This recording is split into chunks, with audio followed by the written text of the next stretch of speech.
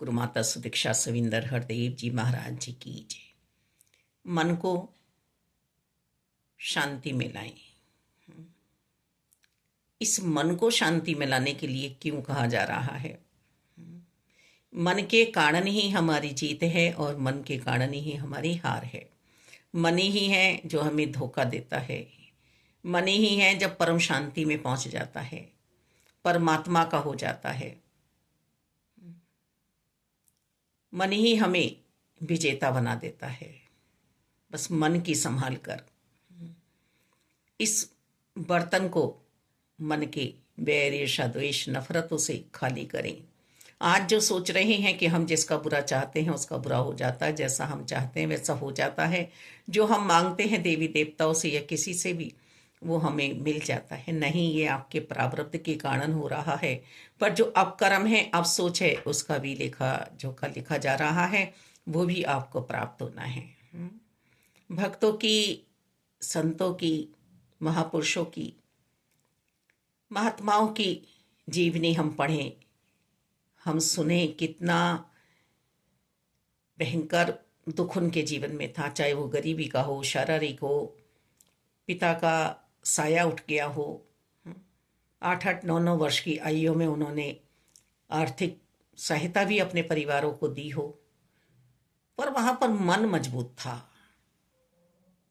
मन ने सोच लिया था कि मुझे कुछ करना है। पहले तो मन सिर्फ और सिर्फ प्रारब्ध से ही जिज्ञासा उत्पन्न कर लेता है प्रभु की कृपा से कि मुझे परमात्मा से ही मिलना है।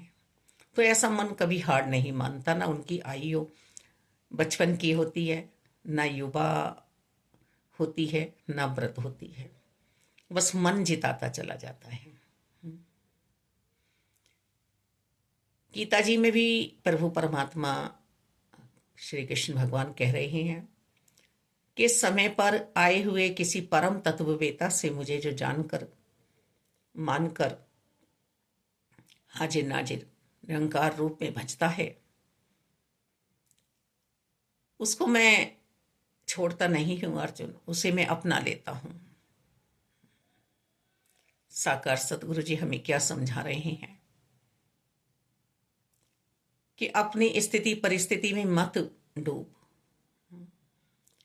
ये तो सांसारिक दौर है, चलता रहेगा, क्योंकि शरीर की उम्र भी तो बढ़नी है, घटनी तो है नहीं। हम जन्मदिन मनाते हैं तो हमारी उम्र कम हो रही है। जब भी कहा जा रहा है कि श्वासों का कुछ भरोसा नहीं है, इन श्वासों का मोल डाल ले। हे बंदे, मोल डाल ले इन श्वासों का। सत्संग का महत्व समझ ले तो अपने जीवन में। लगभग 24-25 साल पहले बच्ची ने लंगर की रोटियां बनाई गुरु की कृपा से, और स्लिप हो गई। चोट भी अच्छी खासी आई होगी, ब्लड निकला था। सबने कहा बच्चों से कि मम्मी कहाँ जा रही हैं, इन्हें रोको। बस मन में यही जज्बा था कि सत्संग जाना है।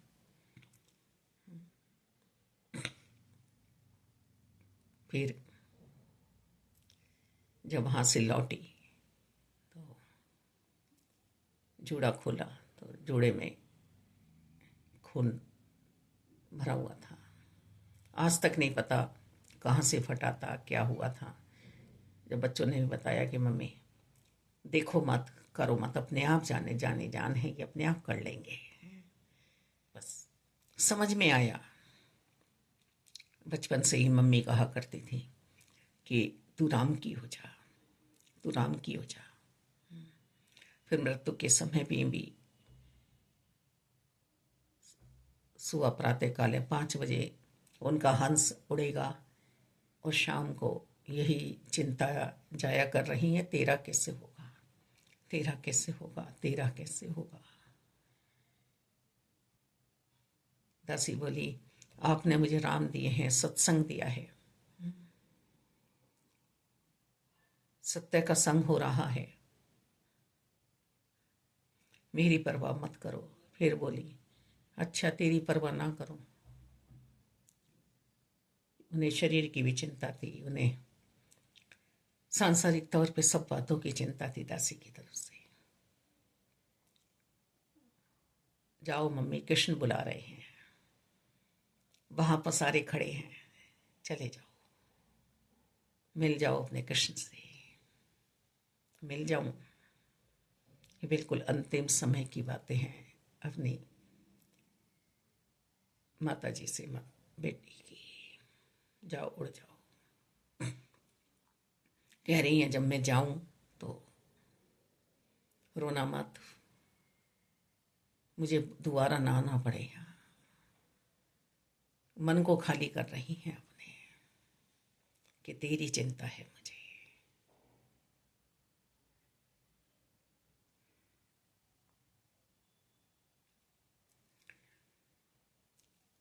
और हमने भी अपना वायदा निभाया कि उन्हें मुक्ति दिलाने का। कहती रही, जितना भी समय उन्हें सत्संग सुनाने का मिला, 20 दिन, 21 दिन, 22 दिन, कि मम्मी चली जाओ, जाओ। कहती रही, तो ये ड्रामा जो कर रही है ना मेरे सामने, कि तू स्वस्थ है तो ठीक है,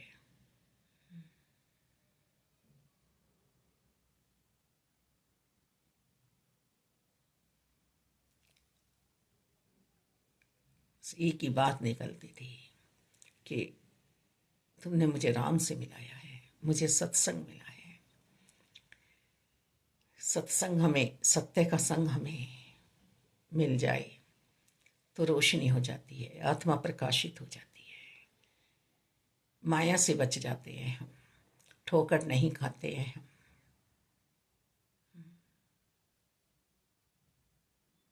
जो सदगुरु जी हमें समझा रहे हैं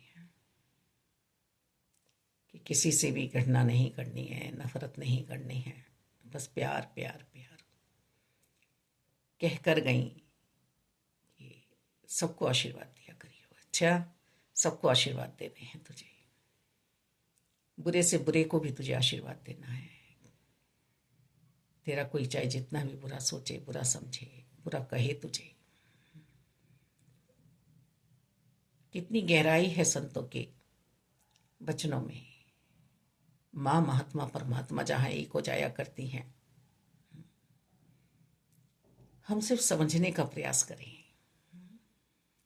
ऐसे ही दासी ने सासू माँ को भी देखा।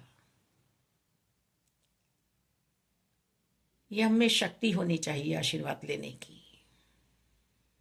दे नहीं सकता, कोई नहीं दे सकता, हम अपने बच्चों को नहीं दे सकते, और कोई दूर बैठा भी हमसे आशीर्वाद प्राप्त कर रहा है। इस परम शांति को अपनाना है, सब अच्छा होता चला जाएगा। हमने बहुत प्रयास किया कि हम गवर्नमेंट जॉब पे लग जाएं, हम कहीं पदोन्नति कर लें, पर निरंकार की जैसी रजा, जैसा हमारा प्रारब्ध, पर फिर भी इन्होंने हमारा साथ दिया। यही जागृति है, यही विवेक है, यही सोच बनानी है कि बुरा तो अब करना ही नहीं है, सोचना ही नहीं है, बुरे भाव तो मन में आने ही नहीं चाहिए। ये लाली जो है निरंकार की है, बनावटी लाली वास्तव में हम इस पति के लिए लगाते हैं, सांसारिक बिंदी, सिंदूर, लिपस्टिक, नेल पॉलिश, पर संतों का गहना क्या है? परमात्मा, शांति प्रभु के चरणों में है। अभी भगवान ने क्या समझाया कि समय पर आए हुए तत्व बेता से मुझे जान लो। क्या ग्रंथ समझा रहे हैं? गुरु बिना गति नहीं है। अपनी गति को हम रोके ना। ये आध्यात्मिकता का सफर हमारा सतगुरु जी की शरणागति से ही पूरा होगा। और गुरु किसी मजहब जातों में नहीं बटे हैं। संत निरंकारी मिशन में कोई धर्म परिवर्तन नहीं कराया जा रहा है। यह मिशन है सिर्फ और सिर्फ लक्ष्य को हासिल कराने का। सदगुरु बाबा बूटा सिंह जी ने कहन सिंह बाबा जी से ये ब्रह्म ज्ञान की दात प्राप्त करी और खुद भी आनंद में आए, औरों को भी आनंद बांटा, भक्ति से सराबोर कर दिया। ये बना तो पाकिस्तान में, पेशावर में था, पर हिंदुस्तान में इसकी लहर फैला दी। शांत नहीं बैठी वो आत्मा, परोपकारी थी वो आत्मा, कि जो मुझे मिला है वो तुम्हें भी मिल जाए, सबको मिले। और फिर मानवता का लक्ष्य भी समझाया कि हमें किस तरह से सेवा सिमरन सत्संग करते हुए अपने लिए रोजी रोटी कमानी है। रविदास जी ने भी अपनी रोजी रोटी कमाई, अपने कर्म को ही धर्म बना लिया। कबीरदास जी ने भी अपना काम किया। स्वयं कृष्ण भगवान ने भी द्वारिका का राज्य संभाला। जनक जी जिन्हें हम कह रहे हैं कि अष्टावक्र जी से ब्रह्म ज्ञान की दात प्राप्त करके वे देही हो गए और चाहा कि अब राज्य ना संभालो, तो उनके गुरु जी ने कहा कि नहीं, अभी तक अपना करके संभाल रहे थे, अब गुरु का करके संभालो, निरंकार का करके संभालो, ये तुम्हें समय मिला है।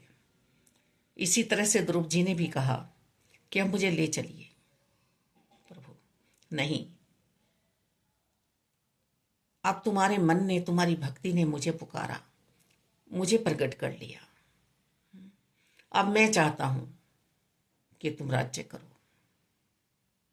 सुनीति से चलने वाला कभी भी गिरता नहीं है। जो इच्छाओं को लेके चलता है, रुचि को लेके चलता है बार बार, वो कमजोर पड़ जाता है। सुरुचि का बेटा कमजोर पड़ गया, मारा गया युद्ध में। तो कौन से तत्वों को हमें प्राथमिकता देनी है, पहल देनी है? पंच तत्व का पुतला ये उठ नहीं पाया था जब तक प्रभु ने अपना अंश आत्मा इसमें नहीं डाली थी। इस एक प्रभु परमात्मा को जानने की, मानने की तो बात हो रही है, इसके इसमें इकमिल हो जाओ।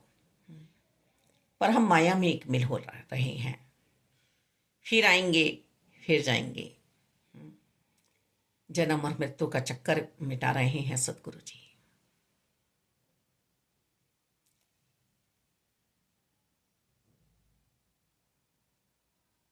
तो हे निरंकार, मैं तेरी शरणामेन हूं, बख्श लो। जिद भी करें तो बहुत प्यारी सी जिद करें। जैसे जिस बच्चे को लगन होती है कि मुझे इस राह में आगे बढ़ना ही बढ़ना है, तो वो आगे बढ़ता ही बढ़ता है। कहीं तो स्थायी अपना ठिकाना बना लो, कहीं तो ठहर जाओ, कहीं तो अपनी सोच को संभालो। हमारी सोच हर पल बदल रही है, सोच के कारण ही हम दुखी हैं, परेशान हैं। हे मानव, ये द्वंद्व युद्ध तू सिर पर सिर्फ अपने अंतर्यामी के लिए कर, अपने बनाने वाले के लिए कर। ये प्रश्न खुद से कर कि मैं कौन हूं, कहां से आया हूं, कहां मुझे जाना है। दुनियाई घाटा हम कर रहे हैं वास्तव में ही, और रो रहे हैं, चिल्ला रहे हैं।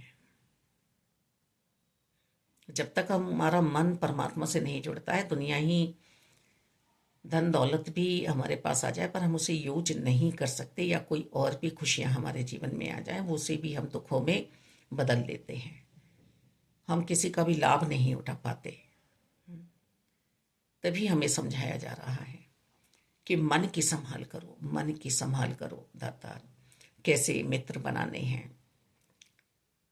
रिश्ते नाते सभी निभाने हैं, अपशब्द नहीं बोलने हैं, बुरे भाव प्रकट नहीं करने हैं।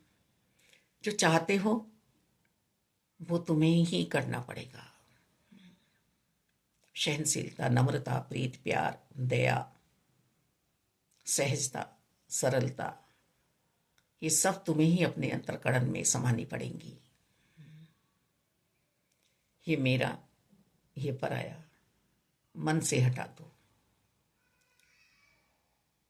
अपने, और फिर देखो कि सब अपने हैं। सब अपने हैं मालिक।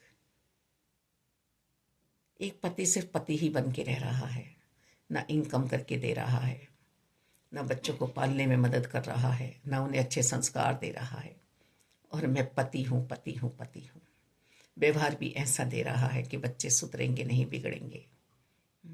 तो घर में ही बच्चों की पाठशाला कैसी चल रही है, और ऐसे बच्चे फिर माँ को भी महत्व नहीं देते हैं, क्योंकि उनके पिता ने ही ये सोचा हुआ है कि क्या देना है। पिता चाहे तो वास्तव में ही दिशा और दशा दे सकता है अपने बच्चों को।